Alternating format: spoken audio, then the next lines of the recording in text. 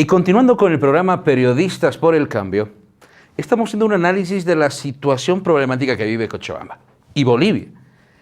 Movilizaciones, hemos hablado de golpes blandos o suaves, pero es importante hablar el tema de fondo, que es el nuevo Código Penal. ¿Qué luces y sombras tiene? ¿Por qué recién a último momento, cuando esta ya es promulgada, vienen todas estas movilizaciones? ¿Aprovecharán o no unos u otros? Para eso hemos invitado a Abel Suazo Gutiérrez, él es abogado, magíster en Derecho Constitucional, para poder un poco interpretar este Código Penal.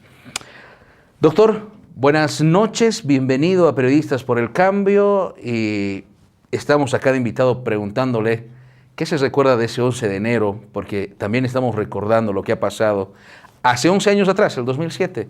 ¿Qué le diría a la población cochabambina? Bienvenido. Bueno, saludar a toda la población cochabambina a través de este prestigioso programa, un abrazo cordial y aprovechando que este año venturoso sea de mucho trabajo, esfuerzo para la familia cochabambina. Y bueno, hoy es este 11 de enero, sin duda recuerda un acontecimiento muy importante en lo que ha sido los momentos de mayor inflexión política que ha tenido el país. Pues se rompe aquellos estigmas de una sociedad clasista y una sociedad que empezó a entender de que tenía que llevar al poder político a través de su legítima representación política, económica, social y sectores que no entendían esos cambios profundos de transformación. Y lamentablemente el costo del 11 de enero llevó 2 vidas humanas, sin duda, que la clase política de aquel entonces, los comités cívicos atrincherados en una suerte de conflictividad política frente al gobierno legalmente constituido, no supieron entender las transformaciones de un país, las demandas sociales, la incorporación del movimiento indígena campesino en el quehacer de la vida política, las nuevas transformaciones económicas. Entonces, esas realidades que ya eran producto tenían que llevar a un momento de inflexión política. Lamentablemente, ese enero costó la vida, llevó a la lucha, a la confrontación por la mala información, por la mala lectura de algunas clases políticas que no querían ceder un poder político que se habían acostumbrado a tenerlo en su resguardo. ¿Cuál es la respuesta política hoy en día a eso? Es que las sociedades rural, urbana, se han logrado interconectar. Hoy ya no vemos ese machismo, ya no vemos esa discriminación, no vemos ese racismo y eso es saludable para una vida democrática de nuestro país, es importante para el desarrollo de la vida jurídica, económica y lo importante es que ha marcado una agenda política luego que lo vemos en la Constitución Política del 2009 como aquel acuerdo, ese pacto político de los nuevos bolivianos, que hemos entendido que todos tenemos derecho a gobernar este país. Bien, es importante recordar, como decía, la memoria no se tiene que olvidar. Entrando en el tema de fondo, doctor, hemos escuchado por los medios, por las redes sociales sobre todo, el nuevo sistema del Código Penal, atemorizando. ¿Habrá que tenerle miedo a este nuevo Código Penal? Sabemos que hay algunos artículos que han sido observados y también el presidente ha solicitado a la Asamblea Legislativa el poder derogar y revisar artículos. ¿Tenemos que tenerlo miedo? ¿Hay que tenerle miedo a este Código Penal? Bueno, la respuesta concreta es que no. Mira, es importante el avance del derecho penal y la ciencia penal en estos momentos en los cuales los derechos humanos a nivel mundial se busca la protección máxima por parte de los organismos, sean internos como los estados o externos internacionales como ahí tenemos la Corte Interamericana de Derechos Humanos, la Corte Internacional Penal. ¿Cuál es el objetivo hoy en día de la ciencia penal? ¿Cuáles son las corrientes? Eso es lo que nos interesa y que la población pueda comprender. Es que el derecho penal pasa ese avance de estigmatizar que yo quiero vengarme con mi vecino, quiero vengarme con la persona que me ha mentido, me ha engañado, me ha robado, de la misma manera y que sufra. Y resulta que esas concepciones ya han pasado, ya no podemos ser revanchistas, vengativos. Hoy en día la ciencia penal ha avanzado. ¿Qué es la propuesta de este nuevo código? Es que buscar lo que se llama la justicia restaurativa. ¿Qué es el enfoque restaurativo? Es lo que nuestra Constitución Política del Estado del 2009 es lo que ha marcado una nueva agenda en los lineamientos de construcción de las leyes. ¿A qué nos decimos con eso? Por ejemplo, ahí vemos el artículo 1, el artículo 8 de la Constitución Política del Estado, donde ya nos habla de un estado del vivir bien, a partir de una justicia social, distributiva, vivir en armonía, una cultura de paz, el derecho a la paz, al derecho a los intercambios y a las negociaciones pacíficas. Entonces, esa es la respuesta que esta Constitución ya nos da de lineamiento, de cambiar una sociedad que no entienda que el revanchismo, la venganza, el encesar a una persona va a recuperar lo que nos ha causado, el daño que nos ha causado.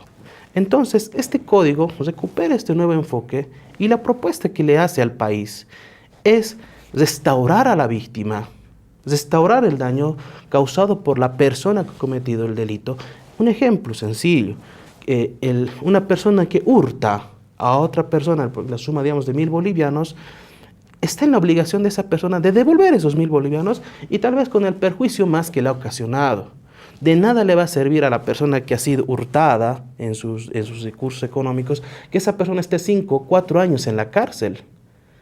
Y ese tiempo que está en la cárcel esa persona, en vez de constituirse en reparar el daño de esos 1.000 bolivianos, se va a convertir en una persona que va a ser más delincuencial, más vengativa y que al salir esa persona no va a tener ya una conducta social buena, más bien de reprochar, castigar y hasta de venganza. ¿Estos son los cambios que tiene este código? Así es. Entonces, justamente el código, la población tendrá que, a partir del artículo 1, tiene todo el derecho de poder informarse y leer. Y ahí está, el Código Sistema Penal en su artículo 1 nos invita, que nos dice que el código se funda en un mandato constitucional de garantizar una sociedad justa, armoniosa, de cultura de paz, de cumplimiento de los derechos, de los deberes, de descolonizar, de despatriarcalizar, la no discriminación, de asegurar los derechos a una vida digna de acuerdo a los derechos internacionales. Y el artículo siguiente, o sea, el artículo número 2, a la población, nos dice que la finalidad de este código es un enfoque restaurador, procurar una gestión pacífica de las partes, arreglar un acuerdo que nos lleve de manera rápida, oportuna al sistema. ¿A qué deberíamos tener miedo? ¿A qué deberíamos tener miedo? Es al antiguo código, al que está vigente. Este código ha sido un código que se ha utilizado para la persecución penal, muchas veces de carácter vengativo. Es decir, a mí me ha causado un daño, el aparato estatal se mueve, utilizo mis instituciones políticas. En muchos casos hemos visto así alcaldías, gobernaciones u otros ministerios u otras entidades públicas que con el afán de desestabilizar, menoscabar, destruir a una autoridad política se ha movido. Con ese afán de perseguirlo. Hoy en día, ¿por qué? Porque responde a un modelo de un sistema dictatorial. Y obviamente ese modelo dictatorial, cuando se promulgó este código Banzer, tenía esa intención de acallar, de reprimir. No solamente, no le interesaba a la víctima, le interesaba que el que habría cometido el delito, encerrarlo, castigarlo y tenerlo en una suerte de cuarentena por muchos años como una manera de reprochar. Hoy en día, este código no le tenemos que tener ningún miedo, más bien debemos abrazar y saludar. Sin embargo, hay que ser también muy cautos y hay que escuchar a la población boliviana.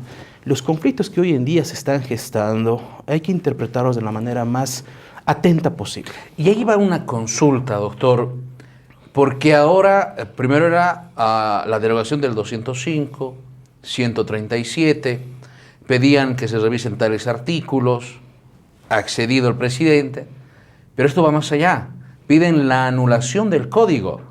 ¿Será pertinente anular este nuevo Código Penal o qué tendríamos que hacer para que la sociedad, la opinión pública, las organizaciones estén satisfechas y también aplaudan este Código Penal?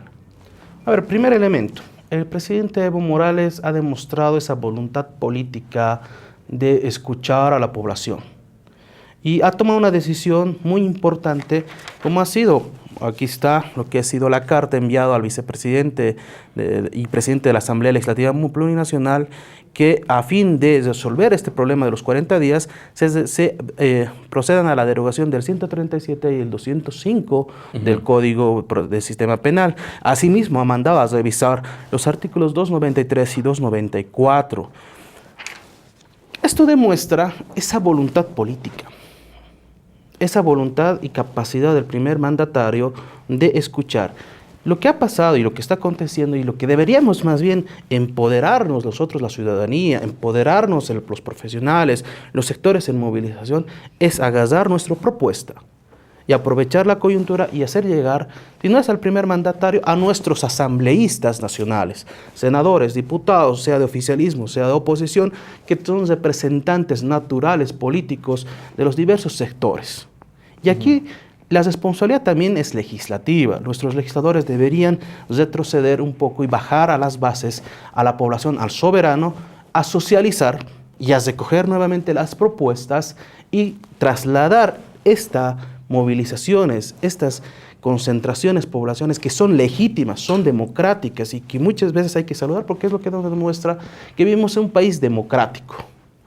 Pero ese debate debe trasladarse al principal escenario político del país, como es la Asamblea Legislativa Plurinacional. Ahí, 24/7, los 30 días del mes tendrán que empezar a trabajar. Recordemos que este código tiene 180 días desde su publicación para su vigencia plena.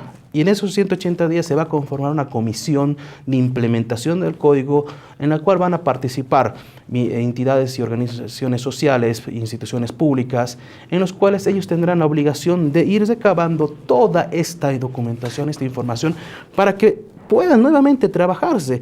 Y ahí quiero aclarar ya al final de la entrevista, doctor. Tenemos 180 días, dice usted. Bueno, se dice así en la ley del código para poder ver. Podrán bajar a las bases y decir, este artículo creo que está mal y tenemos que implementar de distinta manera para volver a la Asamblea Legislativa y poder corregirlo. Sí, sin duda. Esa debería ser más bien la responsabilidad política hoy de los sectores de oficialismo y oposición de poder no trasladarlo, porque le estamos haciendo un daño al país al tratar de demostrar que esta situación es causante de Evo Morales. No nos olvidemos que el trabajo en sí viene del principal escenario político, que es la Asamblea Legislativa, que es el escenario natural. Por lo tanto, ahí las leyes tendrán que nuevamente revisarse. Veo mucha susceptibilidad en la población. Lo más importante, con todo el respeto, el cariño, es que nos empoderemos, nos compremos este código y lo podemos revisar.